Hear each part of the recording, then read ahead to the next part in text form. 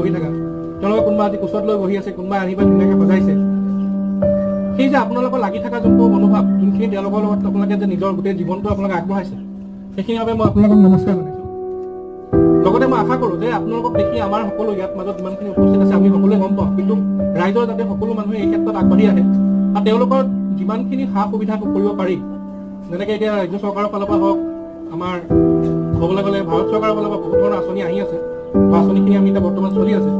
আজি যোনটো এই দিৱস উপলক্ষে আজি যোনটো আপোনালোকৰ মুকলিভাৱে বঁটা বিতৰণ কৰা হ'ল, প্ৰেৰণা বঁটা, মই তাতে বহুত আনন্দিত, কাৰণ এইটো এটা মানুহ এজন এজনক অনুপ্ৰেৰণা দিব।